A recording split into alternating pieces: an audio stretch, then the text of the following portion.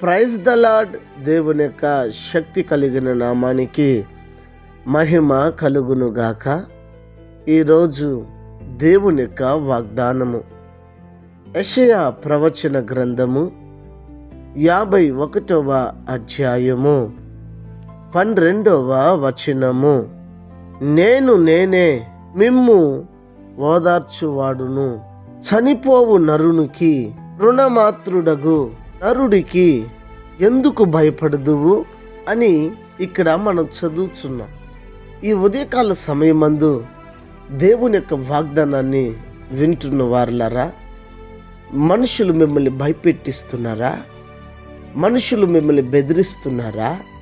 చంపేస్తామని, లేకపోతే మీ పరిచర్యను నాశనం చేసేస్తామని, లేకపోతే మీరు అప్పులు తీసుకున్న దాన్ని బట్టి మీ యొక్క ఆస్తిని లాక్కునేస్తానని, లేకపోతే మిమ్మల్ని అవమానపరుస్తానని, మిమ్మల్ని పలు రకాలుగా మిమ్మల్ని హింసిస్తూ ఉన్నారా? అయితే ఈ ఉదయకాల సమయం మందు దేవుడు నీతో ఒక మాట వాగ్దానంగా ఇచ్చుచున్నాడు.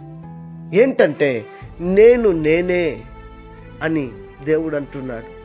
నేనే అని అంటున్నాడు. కారణం ఏంటంటే ఆకాశం అందే కానీ, భూమి ఎందే కానీ, భూమి క్రింద పాతాళం అందే కానీ, నీళ్ళ ఎందే కానీ, 7 లోకాల్లో కానీ ఆయన లేకుండా ఏది కూడా కలగలేదు. ఆయనను బట్టి, ఆయన ద్వారా, ఆయన యొక్క మాట ద్వారా సమస్తము కలిగింది. అయితే నరుడు దేవుని చేతి యందు నిర్మించబడి ఉన్నాడు. కానీ దేవుని చేతిలో నిర్మించబడినటువంటి నరుడిని చూసి మనము ఎందుకు భయపడాలి? నీవు కూడా దేవుని చేతిలో నిర్మించబడినటువంటి ఒక వ్యక్తివే. అయితే ఇక్కడ అంటాడు, నేనే మిమ్మును ఓదార్చువాడును, చనిపోయే నరుడికి, తృణమాత్రపు నరుడికి ఎందుకు భయపడతావు అని దేవుడు మనల్ని అడుగుతున్నాడు. నిజమే కదా?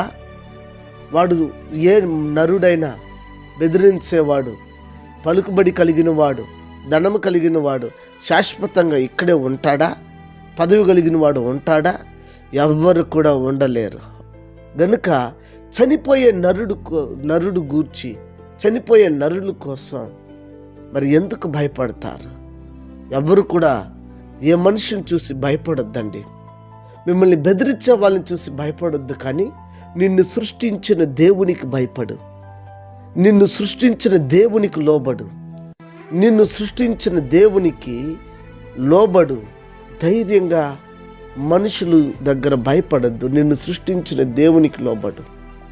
ప్రియులారా, ఎవ్వరికి భయపడకుండా దేవునికి భయపడండి. చనిపోయే నరులకు కోసం మీరెందుకు భయపడతారు? మిమ్మల్ని ధైర్యపరిచే దేవుడు ఆయనని ఈ ఉదయకాల సమయం ముందు వాగ్దానంగా నీతో మాట్లాడుతున్నాడు. కనుక గమనించి ధైర్యం తెచ్చుకొని ఎవ్వరికి భయపడక దేవునికి మాత్రం భయపడి మరి ఓదార్పుని పొందుకుందామా? ఆయన ఇచ్చే ఆశీర్వాదాన్ని పొందుకుందామా? ప్రార్థన. పరిశుద్ధుడా, ఈ ఉదయకాల సమయం ముందు కృంగిపోయినటువంటి మా జీవితాలతో మీరు ముఖాముఖిగా సూటిగా మాట్లాడావు. అందులోకి స్తోత్రాలు. విశేషించి నాతో కూడా ఈ వాగ్దానం చేత మాట్లాడావు. అందులోకి స్తోత్రం.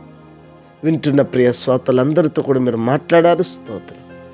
కనికర స్వరూపుడా, అనారోగ్యం చేత ఉన్న వారికి ఆరోగ్యము, ఆర్థిక ఇబ్బందులో ఉన్న వారికి విడుదల, రక్షణ లేని వారికి రక్షణ ఇవ్వండి ప్రభా. ఏ మనుషులైతే భయముతో బ్రతుకుతున్నారు వారిని ఓదార్చి ధైర్యపరచండి, కృప చూపించండి, కనికరం చూపించండి, దక్షిణస్థానం చాపండి, దీవించండి. ఘనత మహిమ స్తుతి మీరు పొందండి. క్రీస్తు పేరిట ఈ ప్రార్థన మీకు సమర్పించి అడిగి వేడుకొని నాము తండ్రి, ఆమెన్. God bless you. దేవుడు మనల్ని దీవించి ఆశీర్వదించును గాక. ఆమెన్.